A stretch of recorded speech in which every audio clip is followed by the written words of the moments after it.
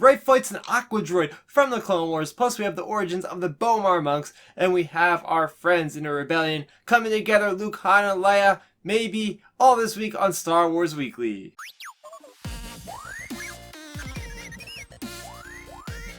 Hello fellow Star Wars fans, it is Starrapter here, and it's an awesome time to be a Star Wars fan because we are right in the midst of an avalanche of Star Wars content.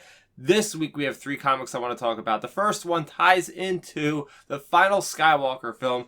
This is Journey to The Rise of Skywalker, issue number 3 for Allegiance. This is Dark Side of the Moon. So we have 2 different storylines going on right now. The first one I want to talk about is with General Leia, Rey, Rose. Remember the last issue, there was a big riot that broke out as the Quarren didn't want Rey and Rose involved anymore, so they kind of, confronted them, and next thing you know, this big brawl broke out. Now we open up in this issue, and we have Rey, we have Rose, we have Chewie detained in all these, oxygen capsules underneath water. It's pretty interesting. So another thing that happens is because they are trying to get the help of the Mon Cala, that's why they're on Mon Cala, for the Resistance to build up their armada. So Rey makes this deal with Nosarai, who ends up being one of the characters we see in Clone Wars. This guy traveled all the way back 50 years ago, right? This is when we've seen this character. And anyway, we have Rey inciting this rite of ancient fighting to see if they are able to get these ships or whatever.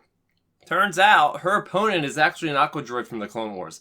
So she is having a hard time fighting this thing. Next thing you know, Rose intervenes, kills this thing before it kills Rey. And that was a big no-no because they're not supposed to have bystanders participate when this ancient fighting rite is going on. So next thing you know, everybody part of the Resistance there, including Leia, is banished to leave the station immediately.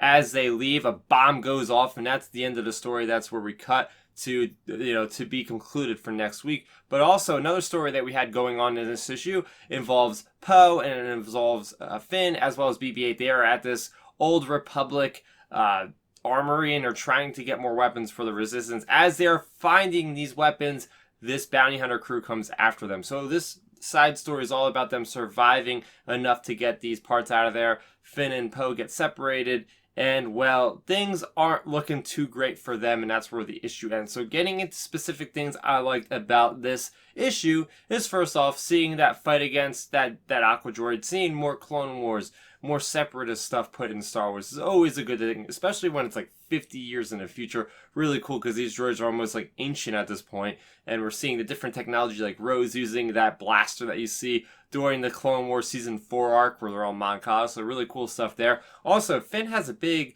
spotlight in this issue because this guy is putting his life on the line for Poe to get this armament to the Resistance. He's being a distraction against the Aqualish, and I thought that was a really cool battle. You have this shape-shifting action where this changeling, which actually happens to be part of the crew that we see in the Galaxy's Edge comic, which you can now buy in trade paperback form, go check it out, and they're fighting, and he's changing into a Lasat.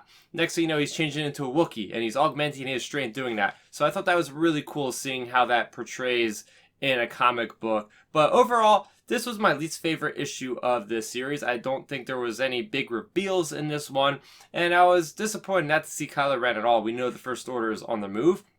We're going to see that conflict come to a boiling point for the last issue in this miniseries. Moving over to the Star Wars flagship series. This one is Rebels and Rogues, Part 6. So we have 3 different stories going on. Remember, this deals with the probe droids released right before The Empire Strikes Back. The Rebels are coming up with a plan to throw these probes off in different directions to not discover the new Rebel base. So we have Chewie, who is on this planet, K-43, has these rock people. He originally wanted to destroy the planet, to destroy, hopefully, the ships around the Imperial ships. Turns out that these sentient rock beings are there. He feels sympathetic. He is trying to deactivate these detonators and trying not to get shot by stormtroopers in the opening of this issue. We also have C-3PO there with him. He is helping translate for Darth Vader. Darth Vader has him under his control as far as seeing what these rock people are doing. And at one point, Vader thinks that, hey, these actually are going to be submissive to me. I'm going to control them. But nope, they rebel against Vader too. And next thing you know, there's a big breakout war there. Also, another storyline we have Han Solo and we have Leia, and we have this character who used to be a love interest for Leia. His name is Darth Champion, and they're on this planet which has to deal with this crime boss. They're trying to pit the crime boss against the Imperials to cause this mayhem going on. Well, the plan backfires when Han Solo in the last issue is taken captive into this boss Carpo's custody. Next thing you know, we open up. He's a really cool character, by the way. It's cool seeing a Biff boss type character. I really like the design of him. And he is interrogating Han Solo to see what he's up to. He knows who Han Solo is. Turns out he gets the information from Leia, as his life is threatened, basically. She spills the beans. Carpo is giving them a plan. He says, you can destroy this moth that is going to be near us, and I will let Han Solo live. But the catch is, it's only going to be you, Darth Champion, and Han that are going to be able to destroy this thing, and you're getting no other help. You're going to get the shuttle, and that's it. So they all come up with a plan to bring this Star Destroyer to K-43, the same planet that Chewbacca is, and then they're also going to round up Luke Skywalker and bring him to the same planet, and they're all going to meet up, and it's going to be this epic battle, hopefully in issue number 75, which will be the last issue for the Star Wars series. But again, I mentioned Luke Skywalker, so his part of the journey is he is on this desert planet, and last issue, he lost his weapon, his lightsaber, his most important, valuable weapon in his life, to this character named Morba, who he was thinking of as his mentor at this point. She's force sensitive, but he wants to get more information from her. She takes his lightsaber away. This beginning part of the issue, he is running all around. He's jumping on speeder bikes, slamming them into these Imperial transports. And, well, he is being pursued by these stormtroopers. He's trying to distract these stormtroopers from going down and destroying the rebels there on that planet. So that's basically where this issue leaves off. I'm very, very pleasantly surprised by this issue, because I'll be honest with you, this is a very long arc. Star Wars arcs are usually like 5 issues. This one's, at the 6th part already, and there's going to be 2 more parts, so it's very long. And I was like, okay, it's kind of starting to spin its wheels. Like, we each have these separate character stories, which is great because they're all just so drastically different. But now they're going to be coming together at the end. We have 2 more issues. Very cool stuff that's going to happen in these last couple issues. Some things I want to highlight for here is certainly Solo in his Corellia gear, right? You actually see Solo in that white vest, black shirt. Really cool. They've done something with Solo in the past where he had the brown jacket, so I really like seeing all these costume changes because I'm a big fan of Solo. Another thing I really liked was seeing Vader sense Luke. So as the point where C-3PO is talking to Luke via the little communicator, Vader was nearby and was able to pick that up. And it's all Vader's long game plan to let 3PO get away to lure Luke back to this planet to take him out. So there we go. Are we actually going to see Luke? Are we actually going to see Vader actually fighting each other just like they did at the beginning of Star Wars? I could think of no better way to really leave off the Star Wars Volume 1, if you will, by having that battle. But will it be too much, being that they're going to see each other in Empire so soon after? Not really sure. We're going to see how that all plays out. And I just like seeing Luke being so heroic in this issue and being a total badass. Getting his lightsaber back at the end. He's going to be fighting against those stormtroopers. It's going to be awesome. And finally, but certainly not least, we have Return to Vader's Castle, issue number 4. This is Vault of the Living Brain. This one is centered on Jabba the Hutt and the Bobar monks. I have a buddy of mine. His name's Shad. This comic is basically made for him because it goes into the origins of the Bobar monk in canon. We haven't seen it go this deep before, and it's all based on like a spooky story, which is just perfect for this kind of subject matter. So giving you a glimpse into what's happening. We have this character, his name's Vinny. He is the assistant to Vader, basically. He has this guy, his name is Tom Hudd. He is a captured rebel trooper. He's trying to run away, and it's very strange. They're giving each other like stories as they're running away from each other. Or at least Hud's trying to escape. He's getting these stories. He's telling the stories, then Vinny's telling the stories, and it's just a way to transport the message of these really awesome stories that I've so far been very much enjoying. Perfect for Halloween. So the story begins with Jabba the Hutt, and he's having his cousin over visiting him. The cousin brings a pet. This big pet, you think of it as like a sort of like a rancor creature, as a sign of, oh, this is a gift. I haven't seen you in many years, whatever. And Jabba says, let's put it to the test. Let's see if it can stand against my Act Dogs. This thing completely destroys the Act Dogs, and next thing you know, Jabba's very happy. They're all celebrating. They spend like 2 or 3 days just celebrating. At one point, Jabba's passed out. Everybody's sleeping at night. And, well, there's an ulterior motive for Jabba's cousin. This character's name is Kraka, and he's after a certain Bomar monk's brain. Now, if you remember, this is Jabba's palace. It's actually originally inhabited by these Bomar monks' monastery on Tatooine. So we get into this deep dive story of this character of Kraka the Hutt talking to his assistant about why this brain is important. So we got into a flashback story. There is this thief character that stole all these relics from the Jedi Temple.